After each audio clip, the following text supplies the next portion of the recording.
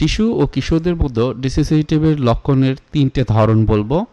আমি counselling psychologist আশুজামা Raju. প্রথম থেকে শেষ পর্যন্ত দেখবেন এবং কারো কোনো প্রশ্ন থাকলে অবশ্যই জানাবেন। শিশু এবং কিশোরদের মধ্যে ডিসোসিয়েটিভ ডিসঅর্ডার অনেক ক্ষেত্রে বেশি হয়ে থাকে। আপনাদের কি মনে আছে, একটা সময় আমার যতটুকু মনে পড়ে, ময়মনসিংহ বা এরকম কোনো একটা জায়গাতে দেখা গিয়েছিল হঠাৎ করে অনেকে, প্রায় 300 স্টুডেন্ট অসুস্থ হয়ে গিয়েছিল। অনেক সময় হয় কি, তাদের কিন্তু কোনো ব্যাখ্যা পাওয়া যায়নি যে আসলে তারা কী জন্য অসুস্থ হয়ে গেল। তারা হয়তোবা মানসিক একটা টেনশন, একটা আতঙ্কের কারণে হয়েছিল।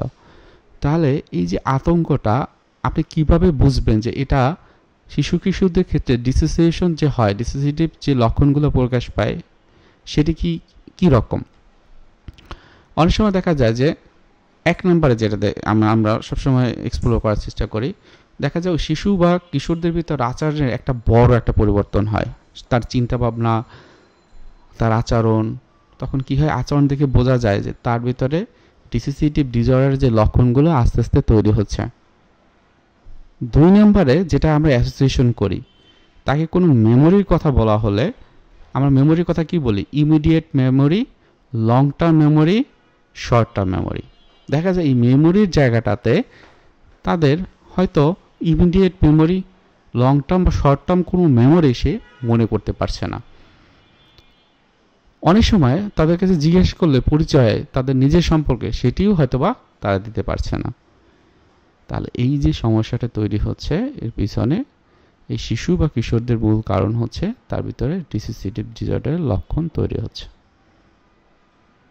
এছাড়াও আমরা দেখি তারা যখন স্কুলে যায় বা সামাজিক কোনো অনুষ্ঠানে যায়, তখন তাদের মনোযোগ কম থাকে, অনেক কিছুতে মনোযোগ দিতে পারে না। সবাই সবার সাথে কথা বলছে, মিশছে, কিন্তু এই যে শিশু বা কিশোর, ও কারোর সাথে মিশছে না, হয়তোবা লজ্জা পাচ্ছে বা একটা বিরক্ত ভাব নিয়ে বসে আছে, বা মনে হচ্ছে যে তাকে চেহারা দেখেই বোঝা যাচ্ছে যে সে খুব গম্ভীর হয়ে আছে।